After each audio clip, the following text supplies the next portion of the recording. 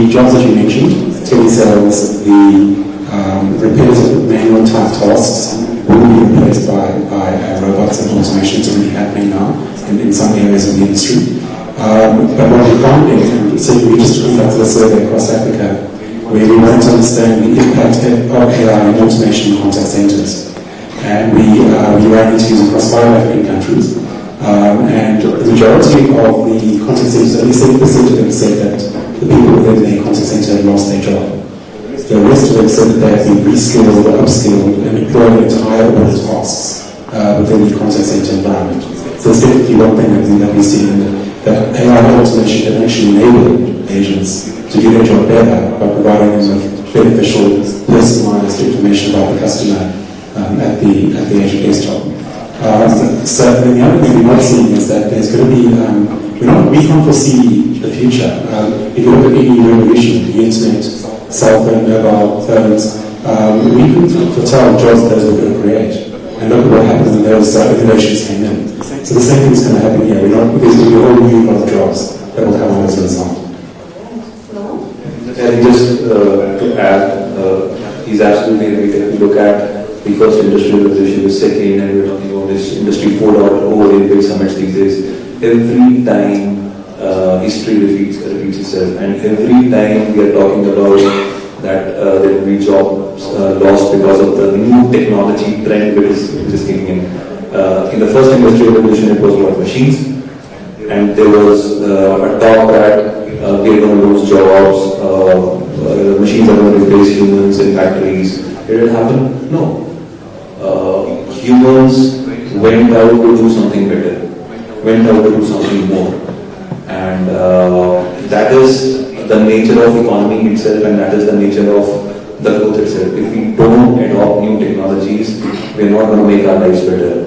I am pretty sure the history is going to repeat itself this time around, and there are ways and means. He specifically mentioned that AI can be used to make agents' life better.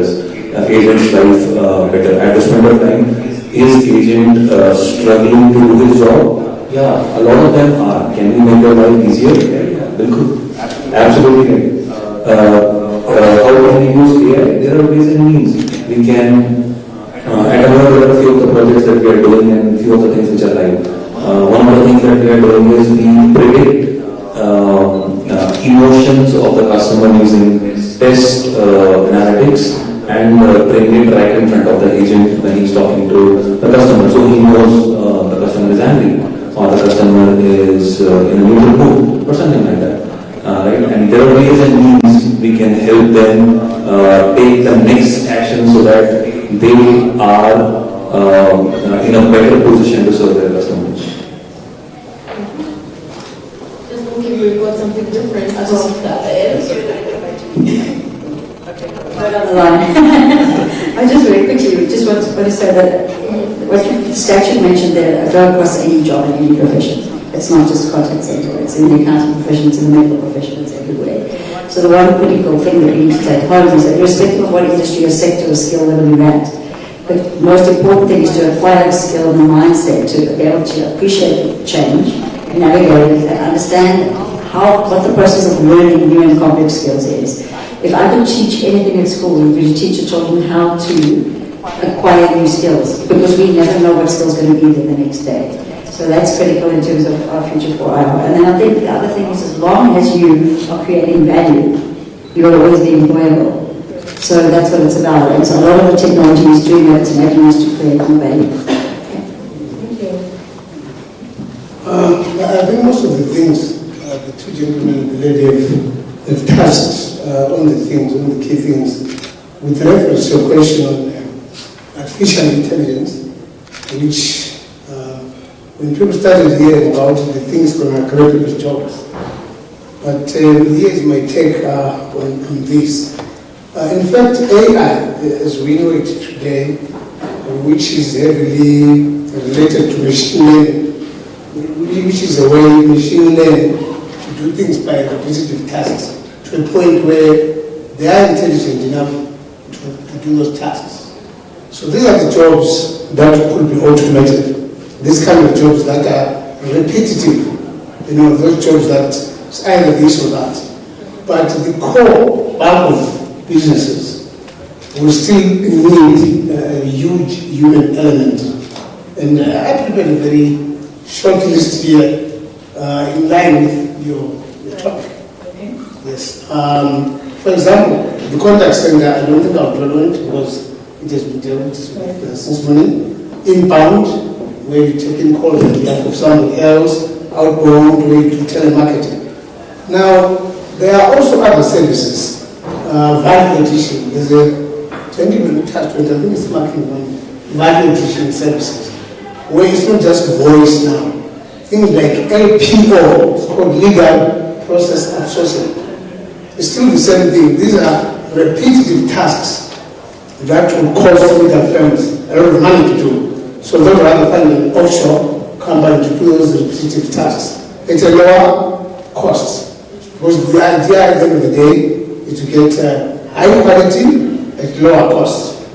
Another good example, which is one that we've discussed, like CAD, computer-aided design. This you can't automate. This can be done using AI only.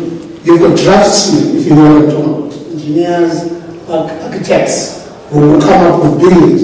So these are highly skilled, highly specialized guys who can do 3D modeling, who can draw diagrams. So what's happening now, like South Africa, I know for one, there is a company in Centurion, in Southern Midland, that is doing drafting as an offshore service for companies based in the US. So for those companies in the US, they don't have to worry about the new buildings that they're building or the new properties that are coming out. They just focus on their side. They don't have to worry about the design aspects. Let's come back home. Let's leave AI. Let's come down home. Data collection. I think this could be very popular. Data collection as an outsourced service. Simple. Big companies, I think every company is owed something, unless it's 100% prepaid. Right? So what companies are doing now, they outsource a company to collect debts on their behalf. Whether it takes 100% or 0%, that depends on how effective the strategy has been. But that's one industry that I personally know is working well. Because it's annoying to be called once and again by Edgar's, reminding you of that sweet word to the other, going to a wedding. So these are the kind of services that are really here in Africa that will not be taken away by, as we know, artificial intelligence. Medical billing. In the US or in Europe, you see these medical aid societies, they have to bill their clients and they have to go through a lot of data in terms of data capturing and processing. This is not their core business. Their core business is to provide healthcare service. So they will want to outsource this. These are the opportunities that exist for anyone person here, if you understand. Yes. Okay. So I think we can all agree that anyone who's in a contact center, don't be afraid. You will soon have a job in 30 years. But that also brings us to the question of what is the permissible or the reasonable time that someone should spend. The work is very repetitive. It will get boring. And earlier on, we heard a gentleman from the audience mentioning that, the service that customers are getting from a call center are not what it should be. Is it because they have answered 150 calls about someone who wants to know how to apply for a line? Let me start this side. I believe in democracy. It's fine. That question wasn't answered then. Part of the reason, I'm talking from our local experience, from the call centers I've deployed locally, is because there is no integration. They've got legacy systems, old systems. The calling system is provided by one provider, and then the CRM, the customer relationship software, is different. While in an ideal situation, what should happen is when the customer calls in, right? Number one, if you're using a browser, an internet browser, it should pop up, right? Yeah. and show you the caller ID. Yes. And while that is happening, the agent will be able to capture what the client is complaining about. I'm trying to answer your question, not gentleman's question. Sorry, your question. Okay. So now, in 2 minutes. in 2 minutes, Yes. so in different, we've got multi-channel approach. You've got voice, you've got chat, and you can have video, and the ticketing system, so that as the manager and cassava can follow up. Because if you don't get tickets, there's nothing annoying. When I call again, and then you ask me, how can I help you? Yet you've got a ticket that is saying, I had an issue. So you're speaking more about a CRM The CRM integration to the phone system is. Okay. Raul, what are your thoughts? So, a good point, and it is really important to understand that if we are able to make agents' life easier, technology can help. The integrated technology can go a long way to helping that. Example is, and how we look at it at a menu from the technology perspective, because there are a lot of product teams here. They look at it from 4 or 5 different angles. One is whenever a customer calls, and I'll take that example itself. Whenever a customer calls in, we must have customer's information right in front. His caller, his name, his related contacts, and so on and so forth. His Facebook ID, blah blah blah, and a lot of other things. His contact information, so that you can address him finding. Second is his previous history of interactions, which we call previous tickets, so as to say. It should pop up right in front of him, whether there is an open ticket or not. Is he probably calling him? Is he probably calling for some reason which he already registered? Yes, that should pop up right in front of him. Third piece from what we call as customer 360 degree is the data coming from third-party systems.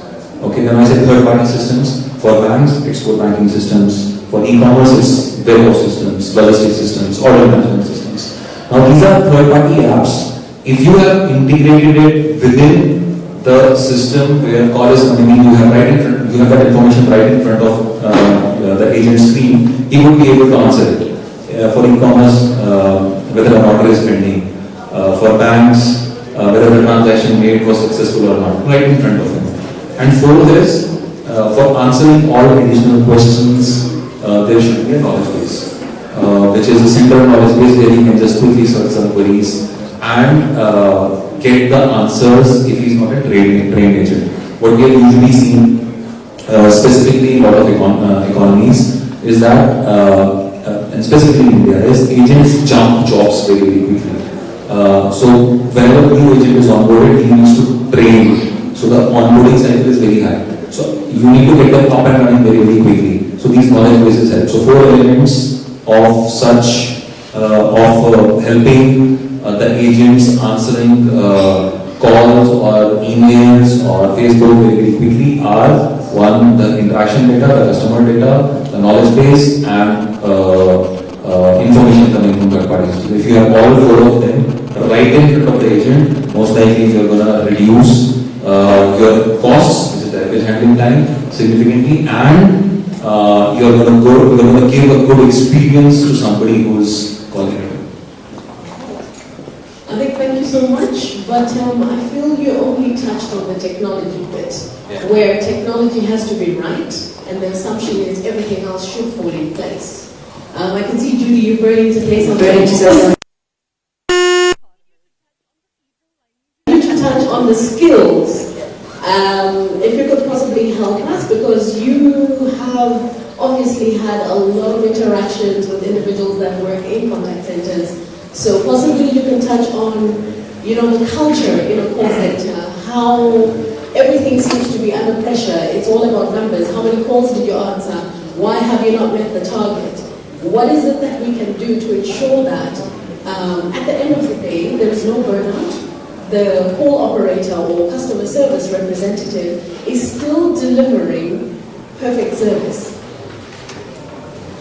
So in an ideal world, if you had all your systems in place and all the support structures in place for your staff, you would still have the challenge that, am I fit for purpose for this environment? So as a human being, as an individual, a quick question of answers. If you're who's a highly detail-oriented person here? He likes to focus on the detail and facts when they work, and gets a little flustered and uncomfortable when maybe there's a little bit of grey. Some of you? Some of the accountants around here. Definitely more. And the other is true. If you're a bigger picture thinker and you have to focus on the detail, you can't get flustered.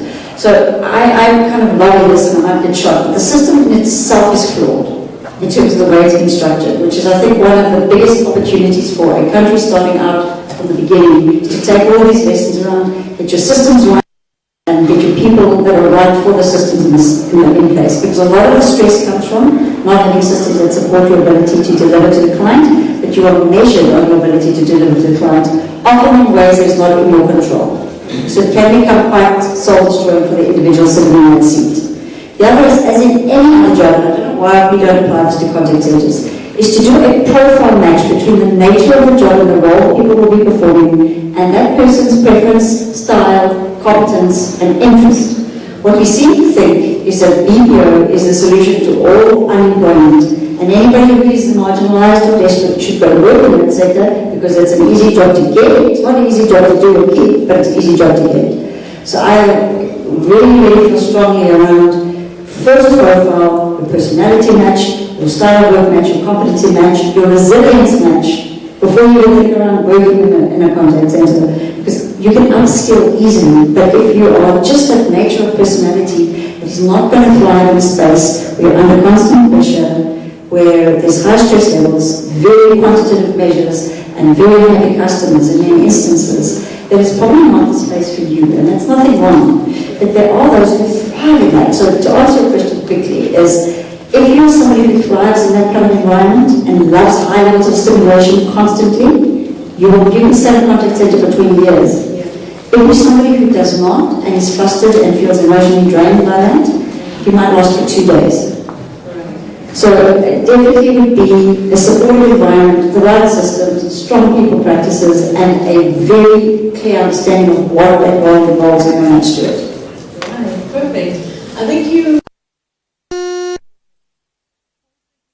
is easy to get, but very difficult to keep.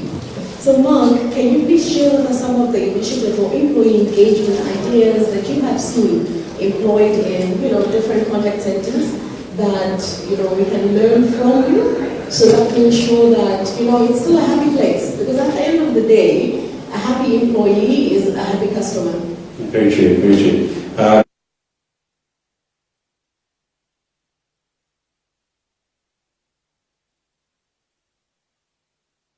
A lot more easier, so to make their job a lot more easier. But even before that, in the recruitment phase and the induction process, there's a lot of great technology, AI technology that's coming out now that will actually predict the candidates, whether they're the right person for that position, whether they can handle high levels of stress, what sort of skill sets they have, and then match them to the right jobs. And that's just one thing. What's coming out? Because I'm sure we'd really love to use that. There's actually organizations already now that have deployed that, and that are already in the recruitment space. I know one organization in South Africa that utilizes that and that matches skill sets. There's another organization in South Africa, people may know Around that actually is a social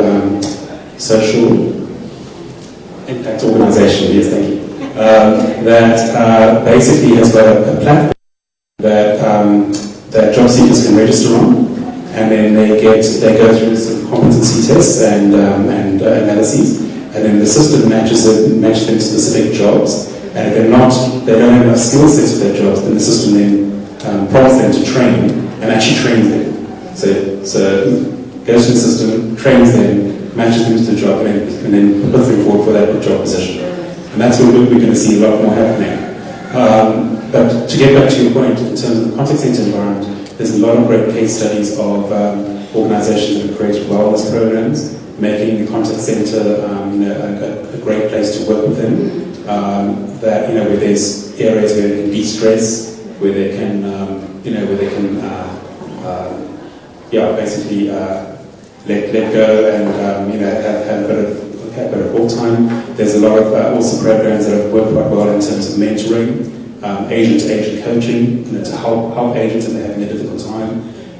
So those are just some examples of what can be done in the workplace. The other thing too is ergonomics. So the way a contact center is set up, even coming down to the lighting, the noise factors. You know, if you've got a noisy contact center and all your agents are pressed in together and they're cramped, are they going to be happy? If they're trying to shout over each other, to listen to the customer, and the customer can hear it on the other end of the phone as well, that's not going to be a great service either way. So ergonomics in the way that you build your contact center environment is also very important for them. Okay. Thank you so much. We'll turn to the audience for any questions. If there's anyone with a burning question for the panel. Okay, I don't think we have any questions. So we can possibly touch on, barriers to entry when someone wants to start a call center or a contact center. How difficult is it? We will look at the African context. What is required? What are some of the hindrances that prevent either starting up your own call center or trying to trust someone to take over your business and provide you a call center solution?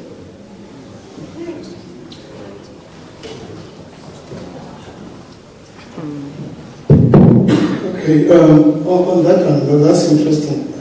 So this would be purely based on this government, based on now. Because if we try to extrapolate our solution or outsource our solution in the South African context, we'll lose some very important optics, so to speak. So I'll try to confine it within the realm of the realities in Zimbabwe. Yes. Thinking on what's happening in South Africa and Kenya. Now, the first thing that anyone who wants to set up a call center, whether it's local or international, is the building. That's number one. The overhead of the building itself, where it's located. That's the first part. The ergonomics, I won't touch on that, is already spoken about it. Yes. Enough space, no sweating, enough everything, right? Tea room and all those things. I think this is pretty standard. And something that we take for granted, the chairs themselves should be comfortable. So I'll just assume the furniture in the building. Number two is the electricity. So in this context of ours in Zimbabwe, I think it should be mandatory for CCAZ to say if you want to set up a call center, you must set up some solar panels. Because at some point it might affect you. So that's the number two challenge, the power. But not only must you be online, but I've said 99.995 at the time. You must always be down offline. Then the third challenge, I have listed them in terms of priority, I've randomized them in the interest of time, is bandwidth. And I think this is one of the greatest challenges that I personally met out there. To a point where you set up a call center, and okay, the guys will opt to use open source software, which is free, in inverted commas. Was still free because I'll charge you for installing it. But so what happens is when the internet on that day is good, like this guy in Cape Town, what happens to the call center? What are you going to tell your provider in the UK or wherever? So what normally happens is commerce must be right. So in terms of costing, because before you can get the clients, you must make sure you've got enough number of seats, to do the accounts, to break even. To mean that the number of calls you make can pay for your overheads. So what I've talked about internet connectivity. Now, and then the other thing that I found very tricky locally, without mentioning names, is that some companies would want to keep their own database. Let's say you've got a database of clients, and I'm the service provider. I would say I'll keep the clients for you and I'll upload them. So those kind of things make it difficult because these are costs that you're burdening the local guy with. Yet those guys can use simple Excel spreadsheets to enter the name, the number, create a CVS file and stuff. And then the other challenges will be training. I can't overemphasize that. Because there's high change in call centers. It's a job where if you can... I'm training the tech guys, and I see a CV or a resume that you have a master's in psychology. I would say don't hire the guy, because he won't stay. And that's what happened. I'd like to differ with you a little bit. Okay. Especially since you're talking of the Zim context. Yes. Quiet. We have a fairly high unemployment rate. Anyway. Yes. And you will notice that most people that are in the contact center now are probably all holders of masters. PhD. And we've got people studying for PhDs. Yes. But when they came into the contact center, they probably had a diploma. So it then brings us to that question of how long should someone stay in the contact center? But this is obviously all things being equal. We are a unique nation where somebody will stay in the contact center because there is no other job. So they will stay there. And then it brings us to the issue of now the attitude of the individual.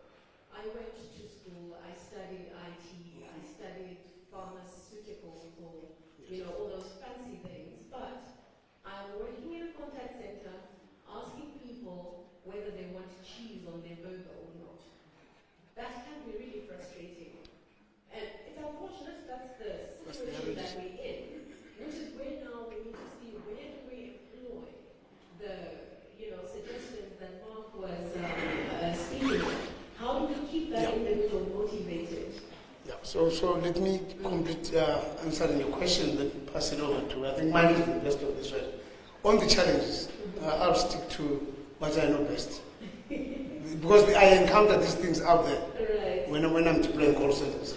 As I said, after all the tech stuff, the electricity, the bandwidth, the chairs, the computer themselves, today they are what we call smart clients. These are thin computers with probably the same processing power as the traditional CPU, this high. So you want to use those boards. In terms of energy, they consume probably 20% of what a CPU consumes. So these guys can confirm that. So the other challenge now, on the marketing side, even if it's not my area, was normally once I deploy a call center, I train the guy, the supervisor, is getting the client itself. Getting client and the business case. These are the challenges that they normally face. Because out there, they will be competing with the high guys. Okay. So I think that's I don't know if Rahul can probably add to that. Maybe touching on what you have experienced and see whether our challenges locally, as articulated, are the same as you have experienced in Asia. Interestingly not. Interestingly not. I think when we started, as India started off this BPO journey, we never actually had these huge unemployment rates. And when BPO started picking up in 2000s, as I mentioned, it became really, really competitive to keep talent. Which means that BPOs who were investing in India were fighting for talent.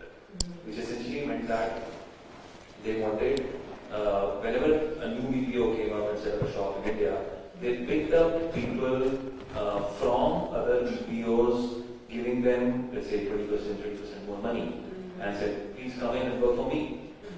He would be more than happy to do it. That was his motivation. At the end of the day, he was just answering the same cause whether he wants to put the cheese on the burger, right? If you get 30% more money, not do it, why not? It's simple. So it became so competitive that when you started off saying this, I truly couldn't relate to it. These were not the challenges that were common to PCI, the Philippines market. This is very, very specific to Zimbabwe. So cannot comment on that. Alright, but maybe just to wrap it up for Mark. Yes, so just like you mentioned a point about and a very, very interesting point about the fact that in the contact centers you've got people with degrees and masters and working towards their PhDs, just again to show how well educated the nation is.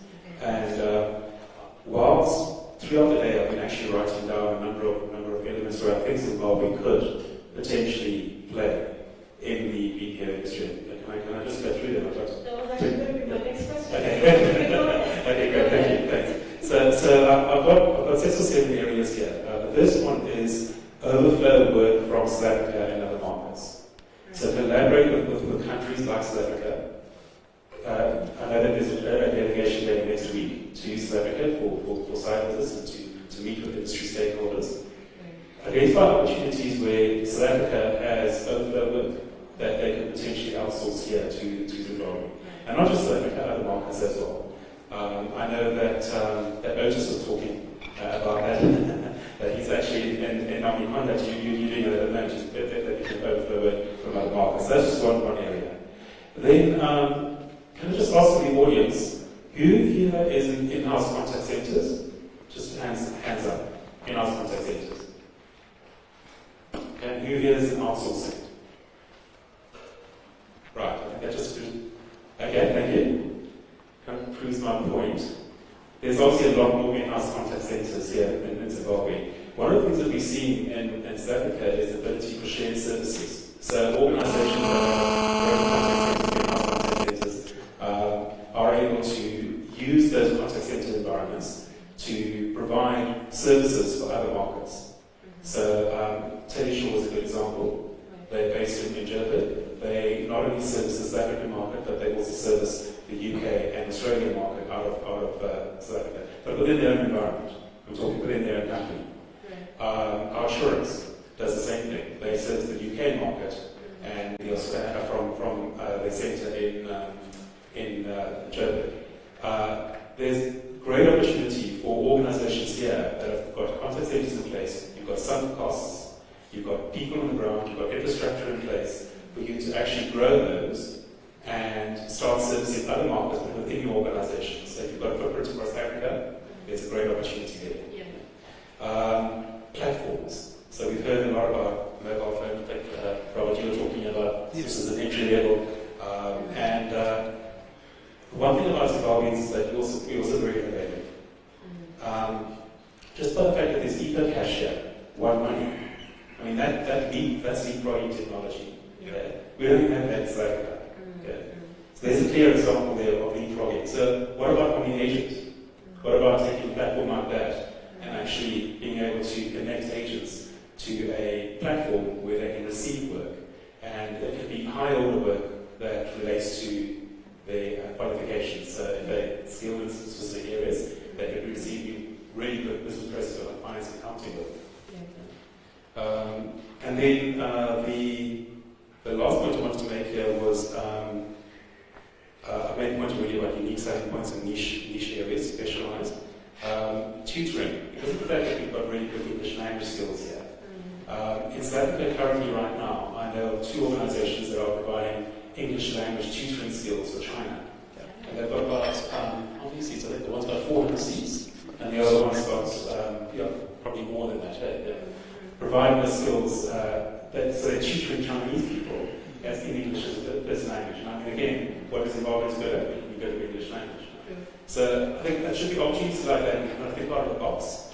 Don't be caught up in the traditional way of and use the skills that you've got, but use digital platforms to bridge us.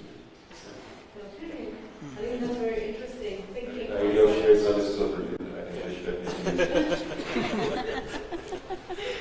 All right, so I think our time is up. We're just wrap it up, but I do know when you came, when you got the topic, you prepared something and you're like, oh, I need to tell them this. Yeah. So in your parting shots, I'll give you maximum 2 minutes each, specifically timekeeping on Robert there. 2 minutes. Okay, I'll be the last one. No, we can start with I'll tell you. just your parting shots, please. I've rigged my watch, so it's 2:30. Okay, thank you. Thanks a lot. I think there's not much to add, because most of the things have been touched by the gentleman. But what I can say is, for local businesses to leverage, to get into this business, they must heavily use shared services or hosted services, because buying a server state. So it's in their best interest to come to Ameo. Ameo has got a hosting platform, or Omni, or Liquid, so that they can pool their resources together in the same way infrastructure sharing does. And then also, I think we spoke about the government regulator part. Now, but there's another point on APIs. It's something that I don't want to talk about, because my friends in Dublin and Romania are asking me, well, why do we have challenges in getting APIs from certain providers, application programming interface. This allows you to plug in, like let's say I was using ePocket, I'll just put it behind my service. Just type in the number in.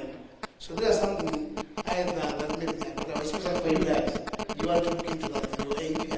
Because the more you share your API, the more people are going to use your service, the more revenue you're going to realize. 1 minute, 15 minutes.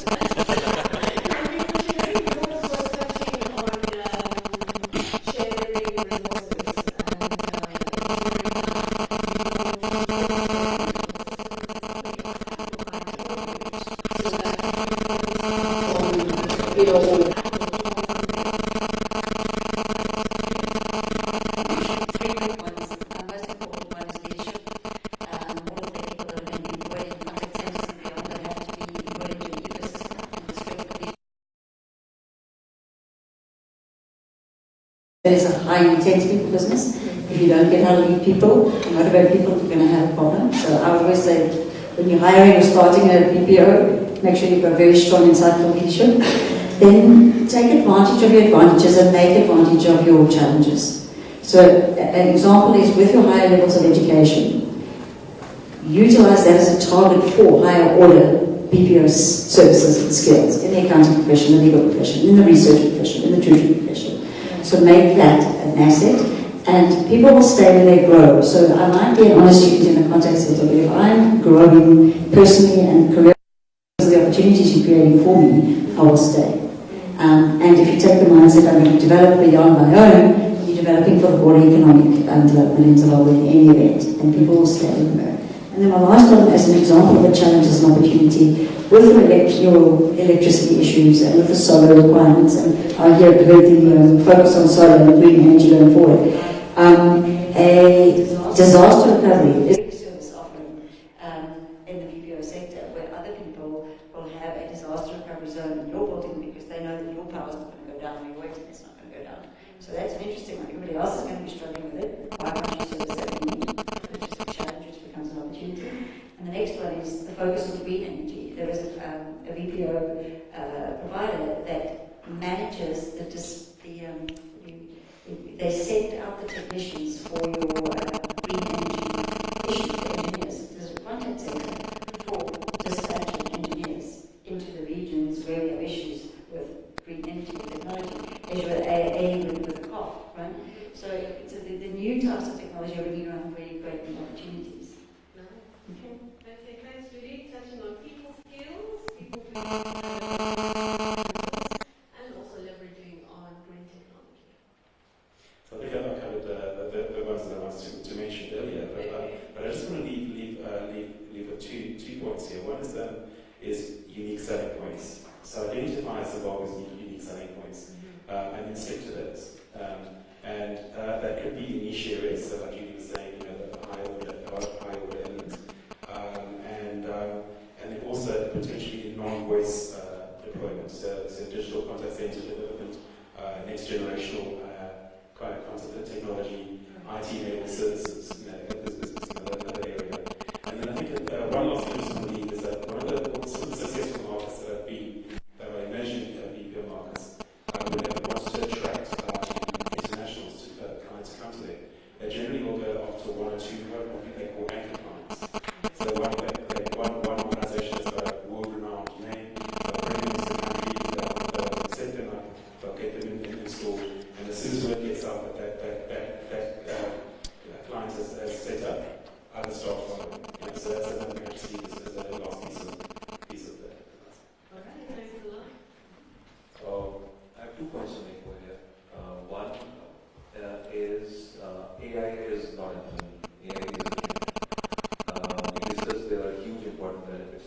artificial intelligence that can be leveraged by not losing the jobs.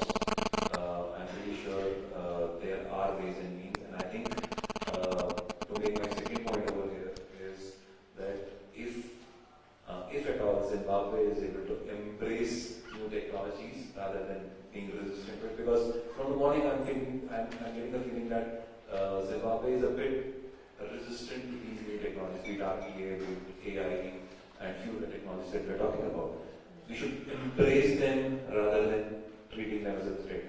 What we should think of is how do these technologies create more jobs for Zimbabwe rather than the other way around, right? So these are the two things, and my concluding statement is the topic was opportunities for Africa. I think you have a lot of opportunities here. I think there are ways and means by which you can leapfrog into the new generation of BPOs and at the same time provide a lot of employment opportunities in Thanks a lot. I think for me, my key takeaway from what you have just said is AI is not an enemy, it's a friend. We probably need to do a session on that, especially teams who are working in IS, who are developing all these software solutions, who are coming up with, these chatbots, and they're realizing that, this is for the benefit of the customer. It doesn't mean that I'm looking at any point, I just need to upskill myself so I can be more useful somewhere else. But ladies and gentlemen, thank you so much for paying attention. Should you have any questions after this, the panel is still around. Please feel free to approach them. Thank you. Thank you. Thank you. Interesting discussion here. Thank you so much. Let's give them another round of applause. Ladies and gentlemen, we've come to the end. I know we are still hungry for more, and I hope that our Ryerson team will plan another one of these sessions, because I'm still hungry as well for more information. At this point in time, I will call upon Fungai Chimwamurombe to come and give the closing remarks. Fungai is a senior partner at Zena School of Practice. He's also a board member of CARS. Can we all give him a round of applause?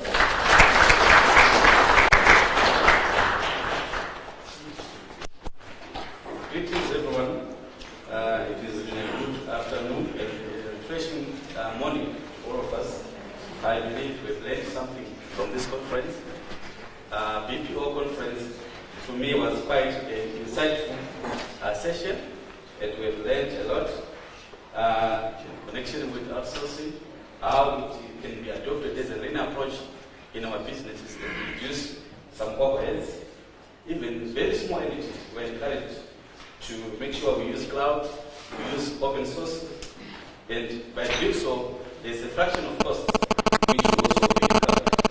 But what was striking from Mr. Grove is that your phone and the internet, obviously in our context with our electricity, you are able to do business. You are able to transform your company from one level to another. What was also striking is the idea of being disruptive. And coming from a legal fraternity, I was worried when you were now talking about debt collection, which is what other law firms are actually relying on. So by adopting disruptive mechanisms, we make sure, or we make our organization better than what they are today. The role of government, the minister was here, he gave a very good speech, and also there were ways from our panelists which was talking about how the government should come in through legislation, adopting policies that will obviously allow BPO operations in Zimbabwe to be very well. And job creation, I like the last sentiments made by the panelists that we must embrace. We must look at how technology allows more people to be employed rather than to be defensive, thinking that technology is going to take away all the jobs. My job here is so simple, I just need to thank people. And I want to thank the morning session master of ceremony, who was continuously thanking people for what they've done towards this conference. But before I thank them, I want to say, let's start now what we heard from this conference. Let's not wait for tomorrow. Let's not wait until something happens. Let's start now with whatever we have, as we encourage the speakers. Let's start now. I would want to thank the Minister of ICT and Ministry for supporting this conference. You can just clap it for them in absentia. The co-organizer on the contact, we just want to thank them again. We can clap hands for them. Sponsors. I think their names here. CICM, Tel1, Sava, Econet, CCZ, Bank, Check 24, Ameo, Omnicontact, and Network. We want to thank you very much. Also, not forgetting our media partners, ZBC TV, Financial Gazette, Daily News, Technomark, and New Zimbabwe. Our panelists and moderators, thank you very much for the good job. I also want to thank my fellow board members, CCZ, and management for the job well done. I would also want to thank every company that is being represented here. Can we clap hands for ourselves? And so deeply forgotten the entrepreneurs who was two sole traders who managed to bless this occasion. We also want to thank you for coming. Clap hands for you. Lastly, we have as the organizers certificates of appreciation to individuals who were panelists and also who were also helping us in moderating the sessions that we had today. I would call you up here and I will bring over the certificates to you. I'm the only gentleman who is giving you some gifts. So I'll call your name and can you please approach the stage for us to give you this certificate. And Madam Council will help you to pass the names.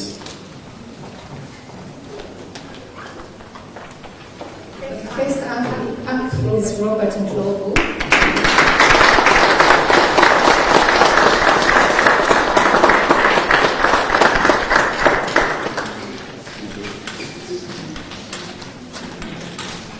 Next up is Robinson.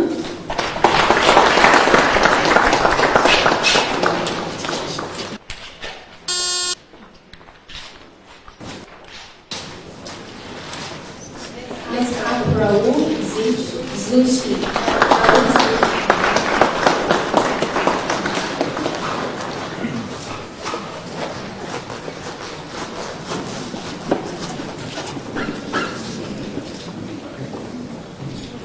Next up, Philippa Sewanda.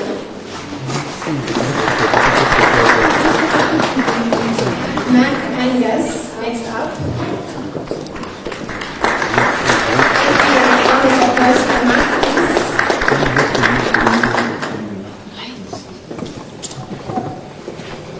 Next up, Otis Makamate.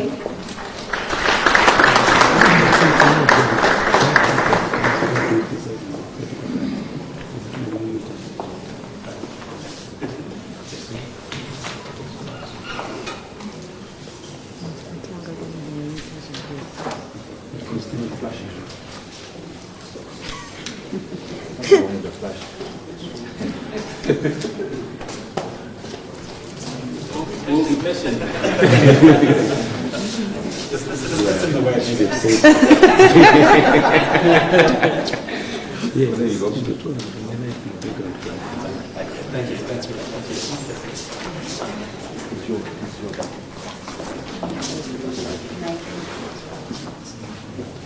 Next up, Joyce Dakanka. Let's give a round of applause.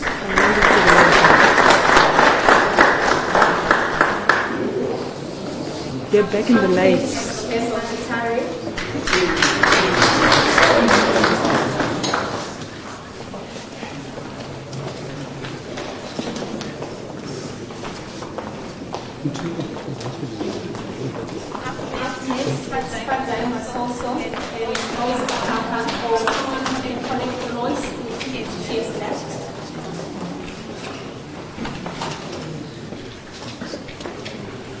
Let's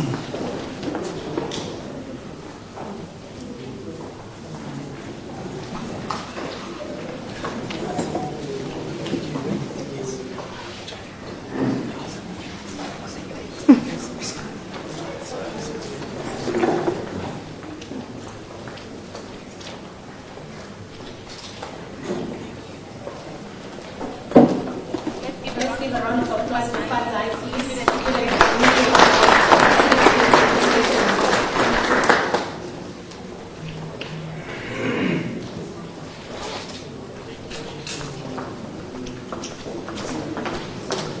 Thank you, ladies and gentlemen. I'll hand over to Alex.